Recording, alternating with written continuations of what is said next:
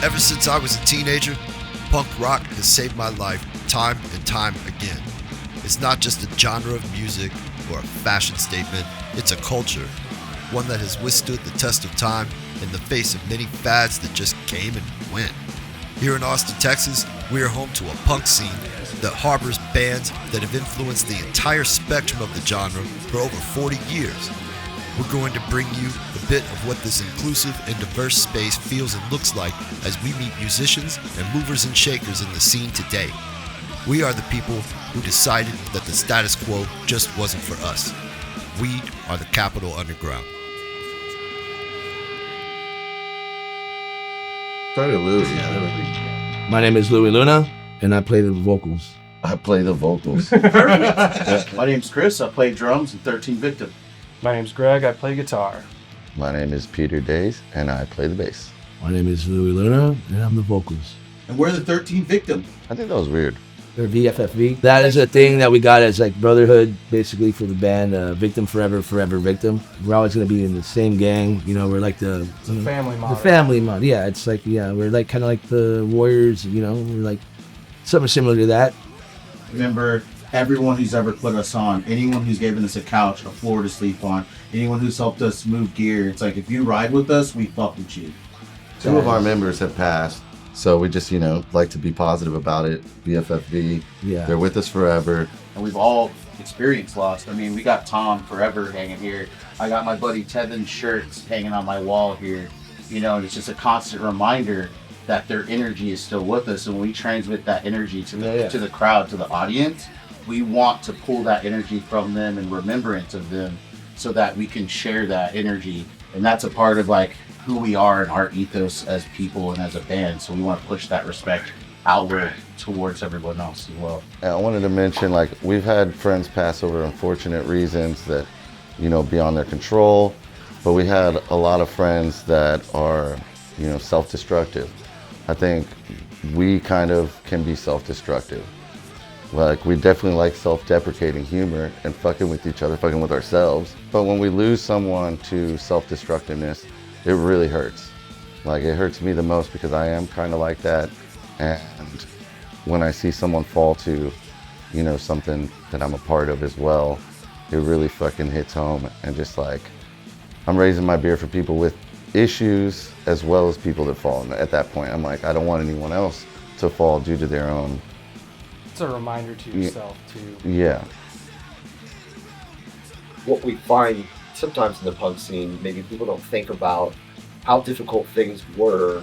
Being punk is more acceptable. Back then, it was unacceptable. What would they drive down the street, throw a beer can at us and call us faggot. Yeah. Freak. Yeah. Call us freak. When I think about that, my own experiences on the street, and I hear bands that have that street vibe about them, I gravitate towards it. When Victim first started, it was a street punk band. I mean, during that time, you had bands like the Casualties dominating the whole punk rock scenes, all these bands. So we started off as a street punk band. That boat party was out of control. Yeah, very slippery. Tell me how that got started. There was a crew in Austin that is a part of like a global punk network. It was a network that helped with booking shows. There's about 15 of us right now in Austin. Still just a networking organization. Our band goals are, we have some big plans with this upcoming record and where we want to go. We enjoy our community. We love the people that we hang out with. We love our scene, and we love to inspire. When you think about punk rock as an ethos, when you think about all of us going through our troubles, all of us being outcast from society and having that mentality of picking each other up and having a sense of togetherness, it isn't something that has to be like a physical manifestation of a thought. It's something that you just do.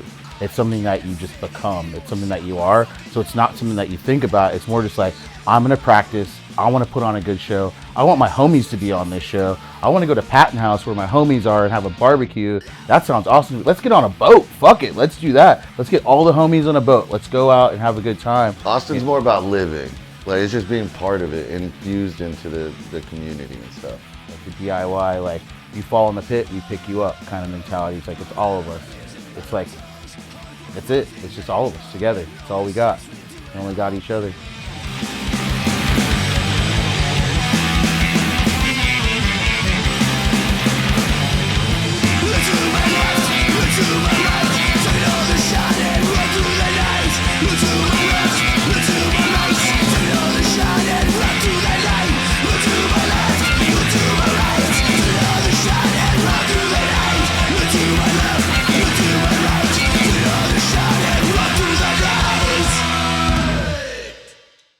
Hope you guys enjoyed my brothers and the 13th Victim as much as I do. Right behind me is 𝐔𝐒𝐑 Anybody who's ever been here knows that this is one of the most popular punk rock venues in the entire city of Austin. And the man behind all of these shows who's given us a place to play, a place to call home, a place to relax, his name is Dan Mesich. Some call him Danimal, some call him Dan the Man, I call him brother. Say hi to the camera, Karen. What's up? How are you tonight? I am feeling lovely. Thank you for asking. Who are you here to see? Dan. Dan? All the bands are good and they're fire and they rage, but if you don't love Dan, you're fucking dead to me. My name is Daniel Mesich, and I book shows and run a bar called 𝐔𝐒𝐑. When I was growing up, I was part of the metal scene in the Carolinas. My buddies played in a few different metal bands, and then I had some other friends in some punk bands, and those crowds sort of cross-pollinated. Some of my first shows I booked were little house shows up there with them. As far as Austin goes, I started booking shows when some of my friends I moved out here from South Carolina with, they're in a band called Of the Sun. Patrick Duvall, he was their lead singer, still is actually, they're rocking. And from there, I sort of booked house shows and met a lot of like people like Louis from 13th Victim. We were actually living in the old Victim house is where I booked a lot of my first shows in Austin, and essentially it just snowballed into meeting like Worm Suicide guys, into meeting Sober Days guys, into meeting 13th Victim, Shitty Advice guys, and went from there to where we're at now. What inspired me to do what I do specifically really came from a lot of my friends that were in punk and metal bands. That sort of inspired me to contribute to that and help make a scene healthy and safe and full of badass bands. My favorite part about working in this industry would have to be seeing my friends and people I don't know that become my friends, seeing their band grow and seeing their craft and their art and their vision grow. Honestly, that is probably one of my favorite things. My least favorite part about working in the industry I work in is that, there's sometimes it could be like high school and there's a lot of like just cliques of certain people that they're very, they want to be part of the scene, but they don't want anybody except for a select few people in their circle, or play favorites with venues or bands that they'll play with.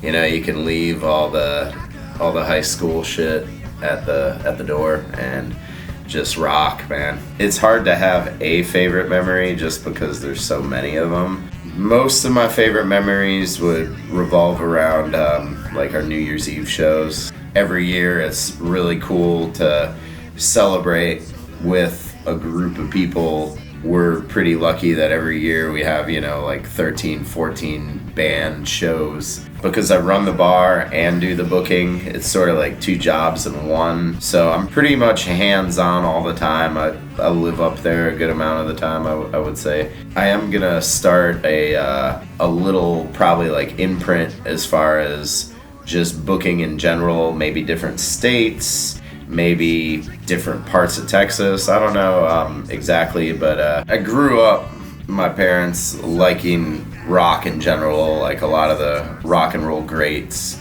As I was going on my own musical journey, I used to bring my punk friends to metal shows and my metalhead friends to punk shows. I just generally sort of drifted more towards the more counterculture stuff. Punk in general is sort of the first community that really embraced what we do at 𝐔𝐒𝐑. And so that is really how we started, was with, like a gathering of those in the punk community that wanted to do something. Bull McCabe's was dying, Red 7 was getting shut, Red River, where they used to have punk, like Headhunters, was shut. We did something about it, and it was sort of like a collaboration between me and the rest of the punk scene as far as taking that place over. I feel like the punk community embraced us the most, and that's how we started. As we've grown, we just try to incorporate more badass artists, and you know, if anybody's down to rock and they're creative, please talk to me. I'm into it. I have my buddy Peter Days from 13th Victim and Sober Days. He's an amazing artist, and I'm having him like do a little mock-up logo for me. I'm gonna call it Unity and Diversity. Punk and metal shows, you can walk up to people you never knew or strangers with, and you'll be best friends with them the next, you know, like next 5 to 10 minutes. I just like the camaraderie, the unity, and so Unity and Diversity is the name of the booking imprint that I'm gonna hopefully get going in the next few months here, and we'll see where it goes.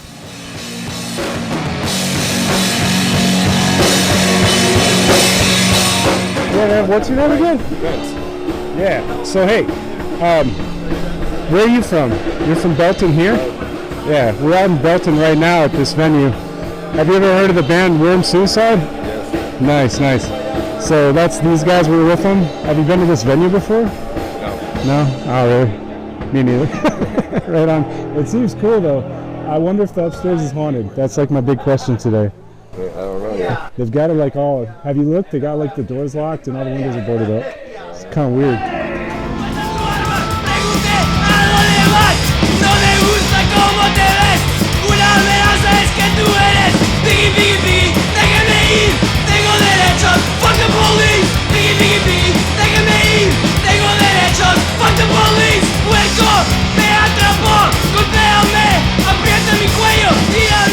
I'm Isabella, I'm 20, and I play guitar and bass. My name's Johnny, I'm also 20, and I play guitar. I'm Sage, I'm also 20, and I play bass and do vocals. I'm Rooster, I'm 17, and I play drums. We're the oldest people at the shows sometimes, and like we're only 20 years old. It's good to see a lot of kids getting into it, even if like some kids aren't getting into it for the right reasons, you know, like it's good to see a lot of like younger people really getting into it for sure. Why punk? Why not just like fun? It's kind of like mostly what we listened to at the time was just like straight classic punk. A lot of like Dead Kennedys, yeah, you know, Minor Threat, Black Flag, all the classics. Yeah, I kind of just like started out there, and we also really had like a political message too to get out. We had a lot of strong opinions, so that was like the main genre where we saw like people doing that. So we were like, yeah, you know, fuck it, why not do that? When we started going to shows, there weren't a lot of kids. Our main thing was to like get other young people to open up their minds and be like open to different points of views and really like look at the state of everything really and question it. Like there's definitely kids that are like talking to us and they're saying that we were their first show and stuff like that, but we've definitely met a few kids too on a more personal level who have like actually paid attention to the lyrics that Sage just said, and they've actually taken from that and kind of rethought what was happening around them, which I think is kind of the whole point of what we're trying to say. The ability to like, no matter who you are, be able to partake and participate in the genre. I think that's what sets it apart from other genres, not just the attitude of not giving a fuck or like giving a fuck about those around you, but questioning things like we were saying, but also just the ability to like be able to be a part of it. You can be in a band, you can be in the crowd, you can jump on stage and like grab the mic, and it's just that like community, I guess. That's really what I think of when I think of that word. I guess for me, punk it's about opening your mind a little too. It's definitely about the equality of the crowd and the band. Like nobody is bigger than anybody else, and the only reason we're all here is because we're all here for each other, I feel like, which I think is the most important thing. When we go on tour and play shows in other cities and other states, I mean, there's still that kind of homey feeling because we know those people, like if they need to be taken care of, they know that they can rely on us and we can rely on them. But I think everyone's very similar in a lot of ways. They're like, half the crowd is usually in their own bands type of thing, and we usually play with them. Like everyone that's into the music is just as much as us. Maybe different ways, but it's fairly similar all around. There's too much social media. I think a lot of people getting into it don't necessarily like the music, but they just like the way that it looks on like TikTok or something. I think they're could be positives of like the social media aspect though, because more people are able to find out about the message, but it also could have the negative effect too, that it's almost disingenuine at that point. As long as we're all enjoying what we're doing and like all kind of like working together on it and putting equal amounts of work in, I feel like it's only going up from here, you know? We're about to go on a month-long tour, which is the longest we've done so far, and that's great. I don't know, we're keeping it pretty DIY though. That's kind of our thing. So you don't need big corporations to find happiness, at least, you know? So that's all that really matters. Yeah, we put it back in the community too. Like, we haven't really made any money off this. It's all gone right back into providing more music or, you know, more people, you know, like we're taking out a guy with us on tour this time and he's never done anything like that. And with the help of everybody that can support us, we're supporting him see more of the world and stuff too, which is great.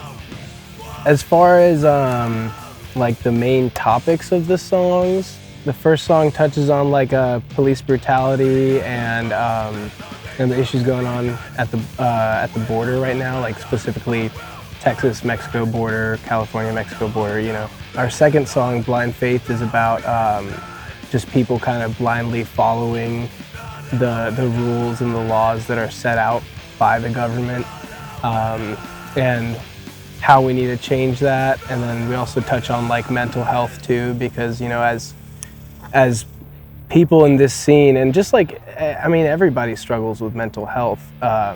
We really try to look out for one another, and especially since most of the people that listen to us now are younger than us, we've gone through a lot of the things that they're going through right now. It's just kind of a way to let them know that there's somebody that knows what they're going through and that, you know, they're able to reach out if they need it.